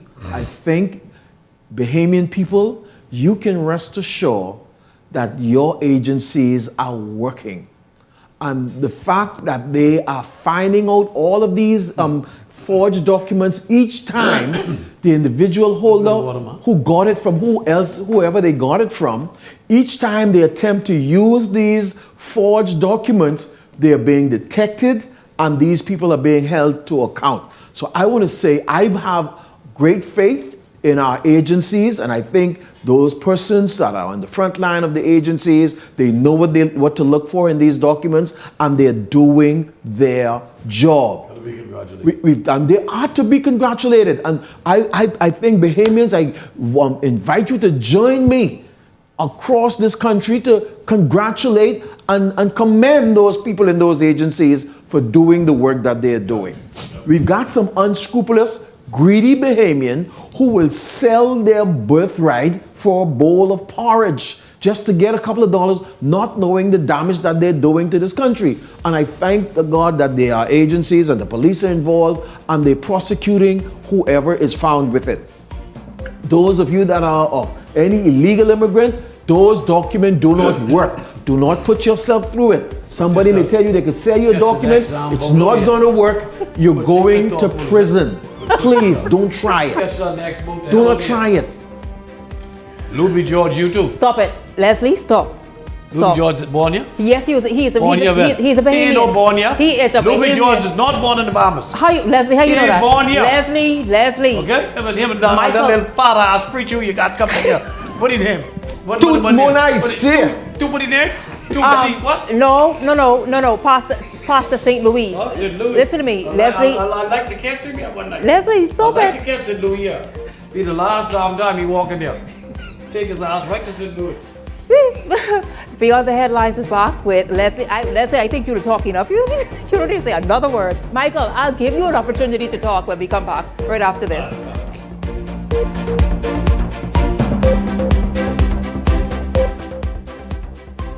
Hey, it's time to lock in your vote.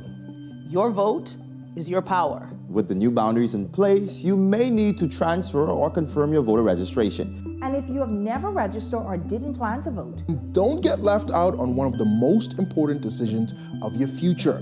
Make sure when election day comes, you're ready to say, Your say, your vote, your choice.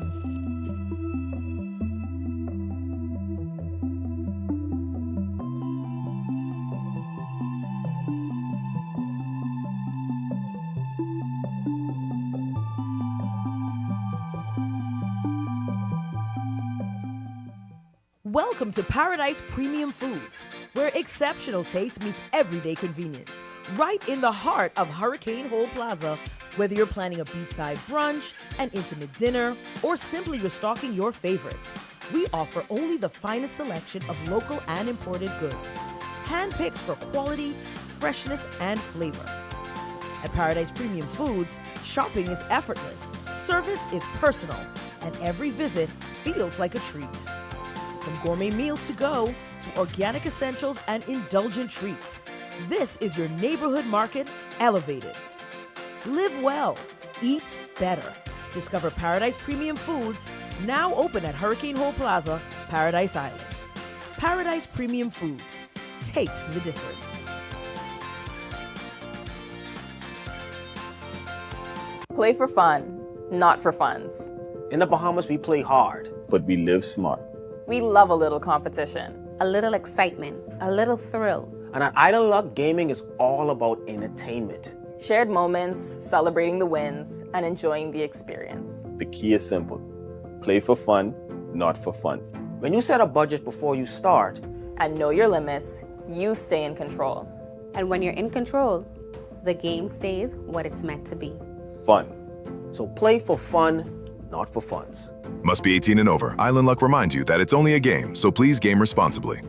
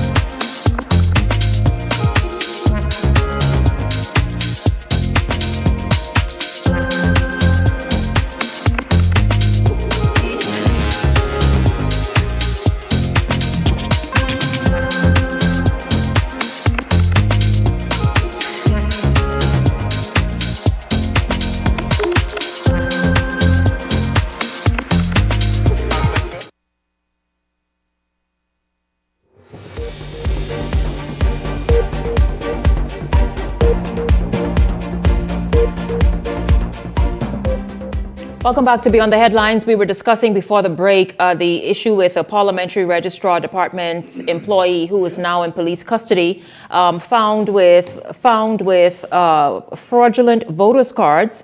And he is in custody along with an employee from NIB. Apparently, both were involved with in a racket.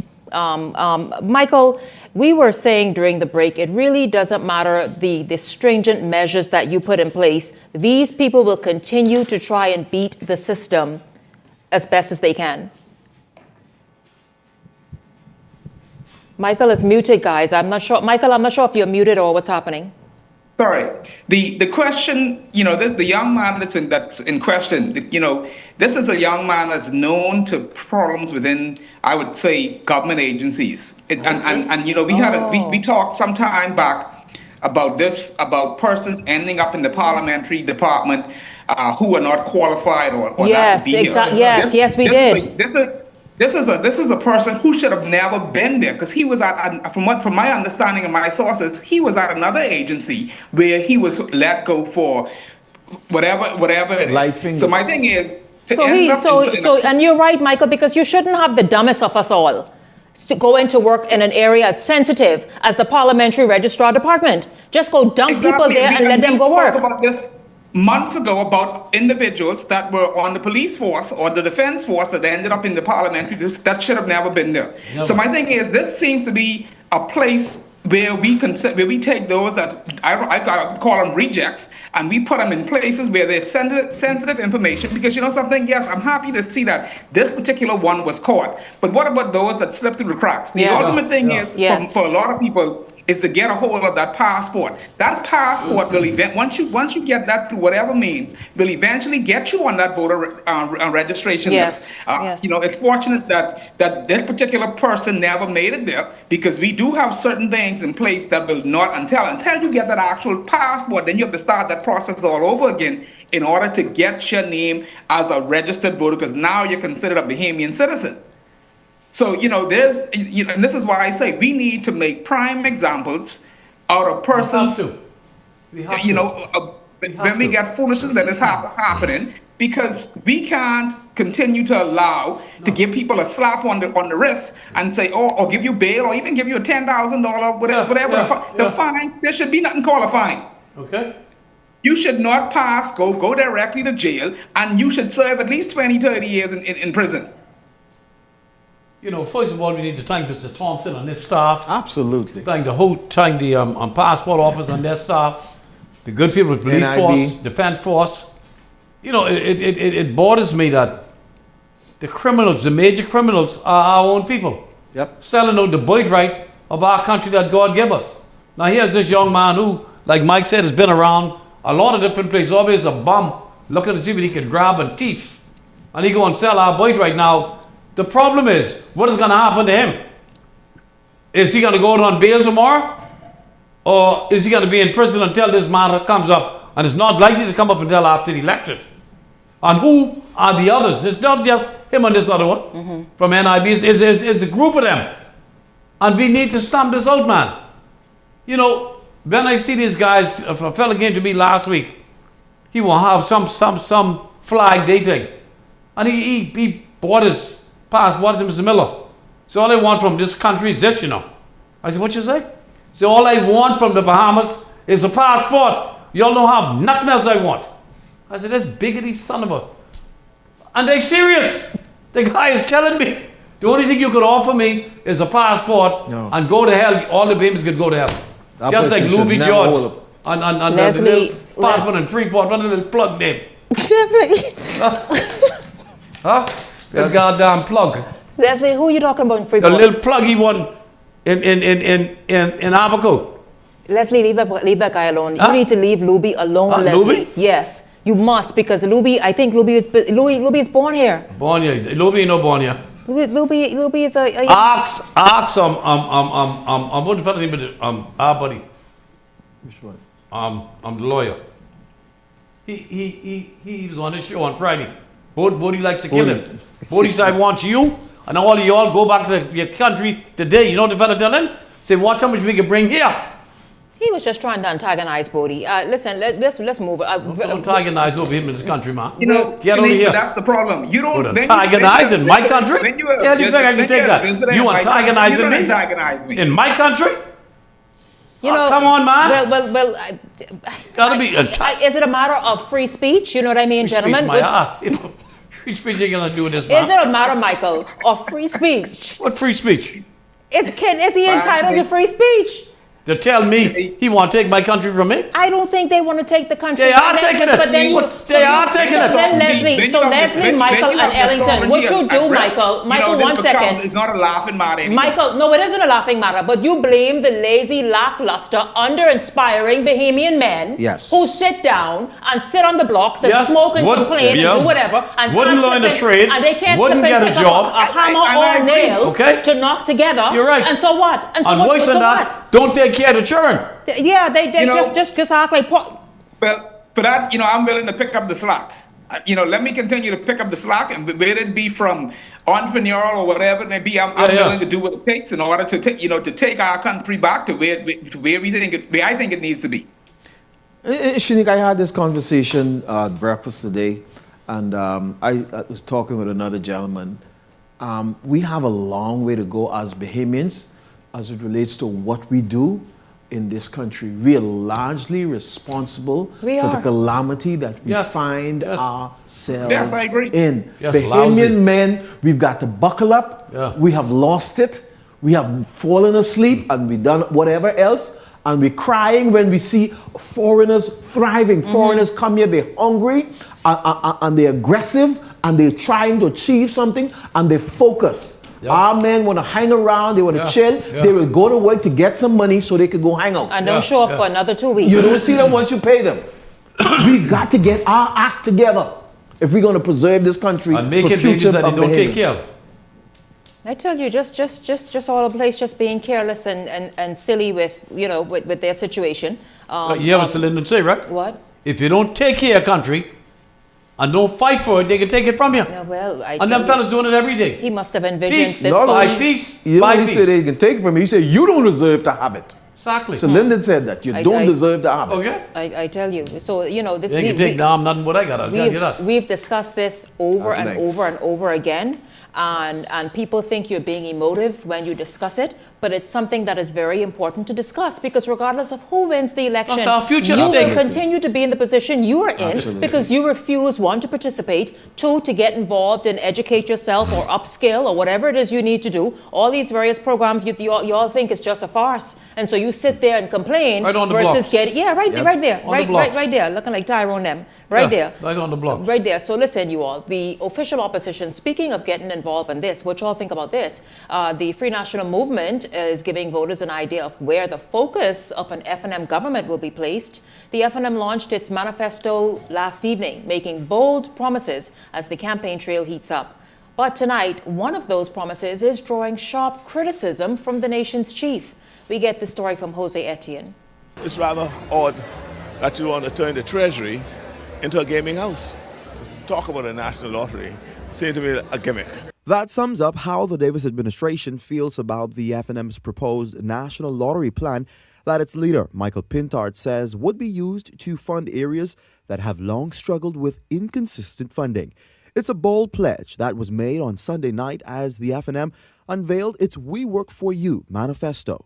A public initiative designed to generate dedicated funding for the advancement of education, sports, youth development, and social intervention and culture.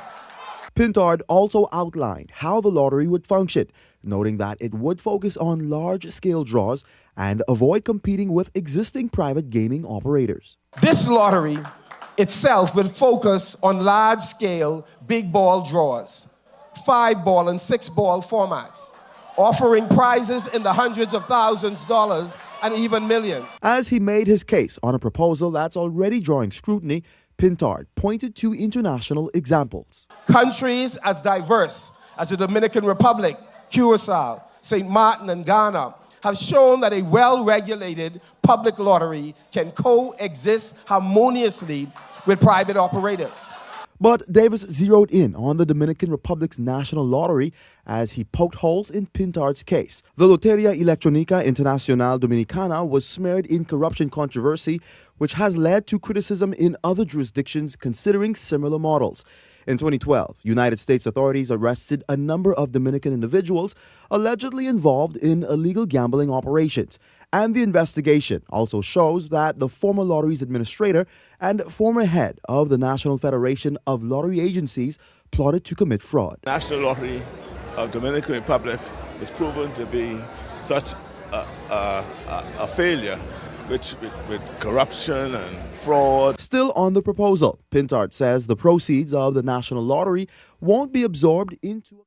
Of course, that is the F&M leader, Michael Pintard, Leslie Ellington, and Michael. Speaking of a national lottery, some people say, great, because then, you know, for example, in various states in the United States, some of the proceeds of a national lottery go toward, say, for example, education, healthcare, roads, and you see upgrades happening all the time, and they feel like that can certainly be something that many of the key infrastructure areas can benefit from. And then, of course, you have the church, gentlemen, who are opposing. And so let's hear a little bit from what the church is saying, and then we come back and discuss. The church's position on the potential introduction of a national lottery in the Bahamas for years have been controversial, marked by organized opposition ingrained in moral and social concern. And with the Free National Movement proposing an introduction of a national lottery, many voices over the years have been historically spoken out against it, including Lyle Bethel and Mario Moxie. Now, Eyewitness News made multiple attempts to reach Bethel on Tuesday, however, was unsuccessful. Meanwhile, Moxie declined to comment on the matter. However, the Bahamas College of Bishops has drawn a line in the sand, outright rejecting the proposed idea. President Walter Hanschel saying the lottery encourages a get-rich-scheme mentality and does not promote responsible stewardship of finances. Many people who are addicted to gambling, they gamble all day long, and in particular women. And these women sometimes leave their children at home, leave their children in the car, and all they're doing is gambling. So rather than focus on gambling, why don't we focus on empowering our people? It was in 2013 when voters overwhelmingly rejected a referendum that proposed both the regularization of web shop gaming and the establishment of a national lottery. Gambling houses all over New Providence, throughout the Family Islands, and we have a proliferation of gambling houses, a proliferation of liquor. And so, of course, gentlemen, you hear what the pastors are saying. That story goes on. A number of them disagree with the introduction of a national lottery. Your thoughts, gentlemen, on something that it's nothing new. We see national lotteries play out in various states of the United States. However, we see, obviously, it seems outside the United States, it tends to have a few hiccups here and there. For example, Dominican Republic. But your thoughts about having one potentially introduced here in the Bahamas? I think Shanique Shanique, go ahead, Michael. I just, when you look at the different persons that might want to have a say and some that, prefer not to comment, I always say, especially when it comes to politics and church, you can't have two masters. You have to decide which one it is that you're going to worship. And I see sometimes the church always, some have a lot to say, but sometimes I think some of them have to look within. And where they be their members, whoever, a lot of them that actually play in the number houses. I'm not going to knock down a national lottery. Once it's thought out properly and the details are given, because there's a lot of things that we need to look at from a national standpoint. When we look at, we keep talking about education, but we never talk about the salary. We never talk about how do we address the salaries of those that work in education. Maybe that's something that can help to fund, teachers being paid what they deserve, and that means that those that are deserving of it, or actually attract those teachers who want to actually teach. Because we continue to say we have an issue inside the ones that bring up our little ones, but they are not paid, they're not funded properly.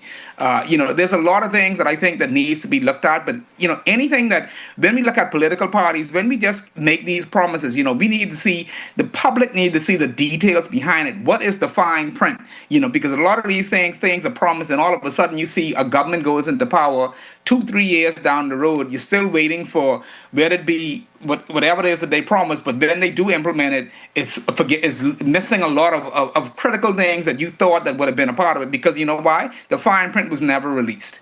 And this is something that all political parties, when we start talking about, we're going to do this, we're going to do that, and we're going to do this, a lot of the fine print is never, the details are never hashed out. And I think when they're elected, then they're scrambling around in terms of what it is that, how are we going to do this? How are we going to make this feasible for the Bahamian people? And then we spend a lot more money trying to get it right all the time. Shanique, when we talk about instituting a national lottery, and I think I did see the leader of the opposition put a timeline in it. That is something that is going to be, number one, worked out on a national level. That ain't no quick and easy thing. If you try to do it quick and easy, you're going to end up with the same issues that you see the Dominican Republic and other regions are facing, so we don't want that. However, be that as it may, if the government decide to go that way, fine, albeit I don't gamble.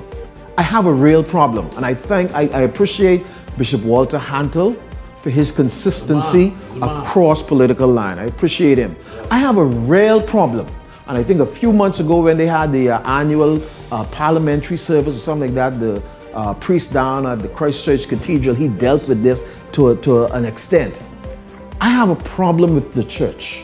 I have a problem with religious ministers that are loud and aggressive in certain administration, and when administration change, the same issue, and they are like dumb dogs according to the Bible. I have a real problem with that. The church, man, come on. You either in or you out. You either go speak the issues and be sincere men and women of God, or you're not.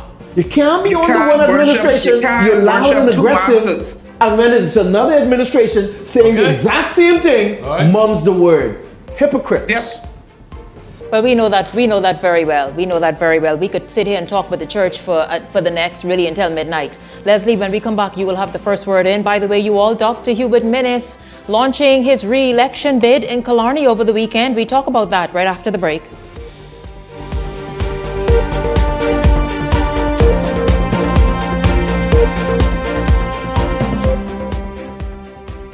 The race to 2026 is heating up, and the nation's voice is louder than ever. Here on Beyond the Headlines, we're checking the mood, the momentum, and the message of the people. I'm Shanique Miller. Each week, we're taking the temperature of the electorate to see what's really driving the nation. Who's connecting? Who's cooling off? What issues are heating up ahead of 2026?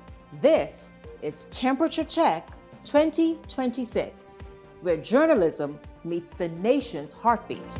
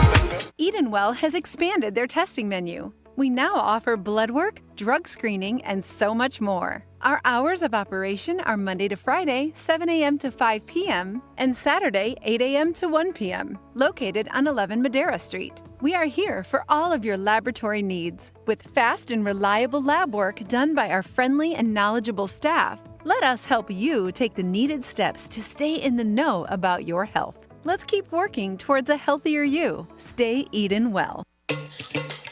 Wealth should not only belong to a select few.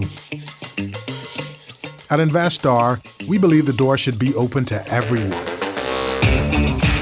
We provide options for planning a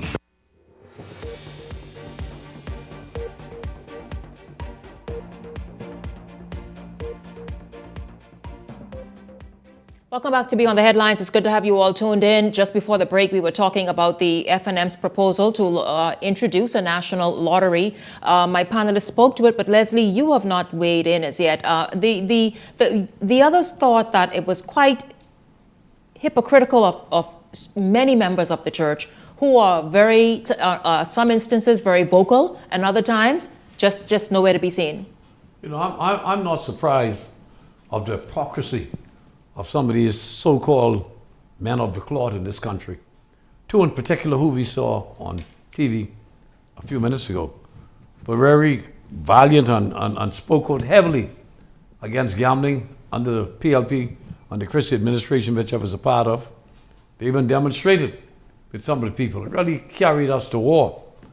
And now today, they wouldn't say a single word. But you know, that's why you got to be careful who is going to try to take you to your Lord and Savior. You better stay clear of them, brothers. I'll tell you that. But be that as it may, you know, it is what it is. I don't expect any more myself. It is what it is. But you know, you got to appreciate that the combined take that the government gets from the local gambling houses in the Bahamas exceeds $50 million a year. So they do make a valuable contribution to the national treasury. Perhaps we could look at increasing that, or a lottery. I'm not the church offering totally against it. And they make a lot of Would you say that contribution to churches too. Church offering box. All of the churches, what do you mean the church offering very box? substantial contribution Though the to members the churches in this country. both work there, social services and some of also. the winners goes there. Yeah. You saying the numbers guys give handsomely to the church? Oh yeah, very much so. Very much so. On all of their missions, they and contribute employs a lot of their heavily members to their trips in the Bahamas and overseas. And they say the church never loses. It's tax free. I thought they said the host never lose. Now you say the church never lose. That I guess that's the host. They're tax free. I gotta pay taxes. Well, after they make you see go on face dollars, and we can break with them. I don't get on donations. After they make you see go on face. Even they can see back some of them. Oh my God. They got to stop it, man. Well, okay. We got to be honest. We have to have a real conversation Yes, around absolutely. No, we must. these churches. No, we Yes. must. You know. Yeah, no, we must. I tell you the truth. You better seek God for your own self. Tell you, absolutely. I depend on none of Know that. Him for thyself. So listen, you all. Over the weekend in Killarney, Member of Parliament and incumbent Dr. Hubert Minnis laid out the plans for a Killarney after the 2026 general election. Should he be successful, he of course is seeking, as you all know, a 5th term as a Member of Parliament, only this time as an independent. Take a listen. What would have the long ad? A minimum of $100 quarterly to assist with their light. That's our Gambia Light Assistance Program. But we want to spread a program similarly throughout the entire Killarney. Now, we cannot give that assistance to every member. But what we will do, we will introduce assistance program for the retiree and the elderly. Those in the Killarney constituency will be allotted retirees. We know that the funding that you receive from national insurance is not adequate. And therefore, the retirees in Killarney will receive quarterly $100. We have started a lot of programs and projects here in Killarney. But we must be the first constituency to complete our CCTV program throughout the length and breadth of the Killarney constituency. If there's a pothole in the street, the Member of Parliament is responsible. If a dog is dead in the street, the Member of Parliament is called, and he has to deal with that. If lights are off, the Member of Parliament is called. I have a great advantage in that I live in my constituency, but that can become taxing. And therefore, we will introduce in Killarney the Killarney Community Digital Local Government App. Gentlemen, I want you all to weigh in on, or at least respond really, on what Dr. Minnis has shared as just a part of his vision to move Killarney forward should he be successful at the polls next month. Really a lot of give backs, a lot that an independent member of, or candidate is promising as Member of Parliament. Quite impressive, and some of which he has already implemented. Well, Shanique, and I would love to start from right there. I think what I love coming from Dr. Minnis, I don't hear a whole lot of promises. I hear about existing program. I heard about expanding the programs that they now have, increasing initiative. He talked about expanding their doorbell program for the security of the people in Killarney. And these are all initiatives that Dr. Minnis has been doing in his constituency. And what is he speaking to? He's not speaking of some grandiose thing that the people are not familiar with or that he have not talked about to them before, and has these programs, a lot of them already in the work. So I think he's poised to do very well in Killarney. Killarney people is deciding to stay with Minnis by large. I'm sure there are going to be party-based supporters that are going to go with the party. But Minnis continues to do a phenomenal job in Killarney as member. Whether he wins it or not, he has been a phenomenal member of Parliament for Killarney and still continues to be.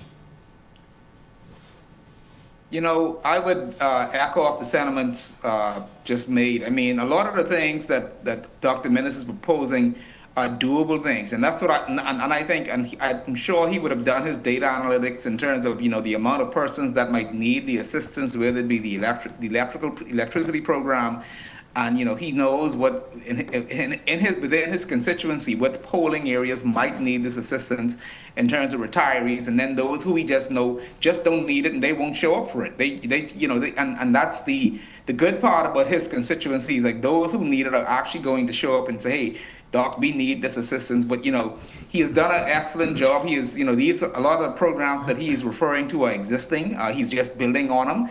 But you know, that being the CCTV program and others.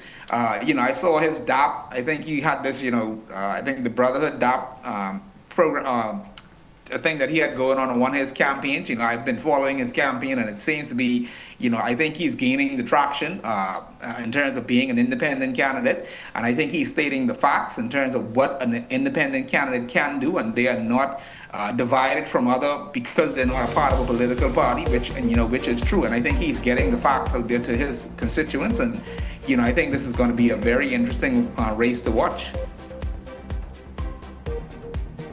I think they are really bold and insightful initiatives that he's proposing. I think it's going to benefit the persons who are in dire need for that assistance. So we wish him luck. I now have to call on the good Dr. MacGyver to ease up and not get those 600, 800 votes that I'm projecting for her to see to it that this good gentleman may slip in, but I don't think that's going to happen, so God bless him. I thank you all. Leslie, I hope you better get that $5,000 ready. Leslie, you need to get that 5,000. How much you betting me? Hold on. People are saying that in the last election they got 12,000 votes. I know that is not true.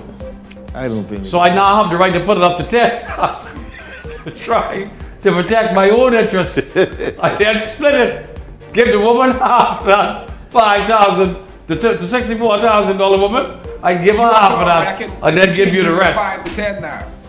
Well, I have to, because if you got 12, I let it edgy now, Listen, I thank you, gentlemen, so much. You all are always very engaging, informed, and entertaining. You mentioned the man. Who, man? What happened with Long Island, man? Yes. What happened? By the way, you all, no, we cannot. Yes, what Long Island, Adrian Gibson did not make his announcement yesterday. Instead, he did today. And in fact, if this is it, you all, I can read it. So tonight is marking the end of a chapter for Long Island's now outgoing Member of Parliament, who is rolling the teleprompter. Adrian Gibson has announced, as I said, via social media today, that he will not seek a re-election bid for Long Island. It comes after months of speculation about what it is that he's going to be doing. Of course, you all know the Free National Movement told him, hit the road, Jack. We're not going to go with you. Andre Rollins was ratified there in Long Island for the FNM. Quickly, gentlemen, like just 1 second each, a response. Well, I don't know. I don't know what he was promised, because I don't know how, you can go from, at one point contesting and then all of a sudden, just stepping back. Because, I'd say contrary to popular belief, but something had to be promised. I think they probably had some frank discussion, and Adrian Gibson just decided that he's going to work with his party and step aside and continue his battle that he's dealing with and not be a distraction for the party. I think it probably boiled down to simple as that. I'm sure he had a conversation with Andre Rollins. Andre Rollins have said that he was willing to talk with him and sit down and discuss with him the way going forward. So I'm sure they had that discussion, and they all come to mutual agreement and understanding. I say God bless them all. Good luck. The two of y'all. The three in the race, right? Who's the three in Long Island? Yes. The PLP has that lady that was her COI. Renika Knowles. Renika Knowles. It's like, okay. Good luck. Three of y'all. Leslie. May the best person, man. I believe the woman, the PLP lady, stand a chance now. That it's only a 3-way fight. Good luck. I ain't getting there. Leslie, you'll be good. Just stop, please. You only talk to yourself. You'll be there. In fact, I'll interview you live from there. I got family from Long Island. Well, exactly. Long Island. That's why you're going to be there. Yes, absolutely. They tell me you need a visa to go to Long Island. Huh? Yep. Miller Strong. Listen, gentlemen, I thank you all so much. Thank you very much, Leslie Miller, Ellington Ferguson, and Michael Turnquest. Thank you very, very much. A huge thank you to all of you for tuning in this evening. I certainly enjoyed having you along. I look forward to seeing you right back here tomorrow evening. For the entire Beyond the Headlines team, I'm Shanique Miller. Make it a great evening, everyone. The Verizon Media Group, home of ILTV, Paramount Systems Limited, Eyewitness.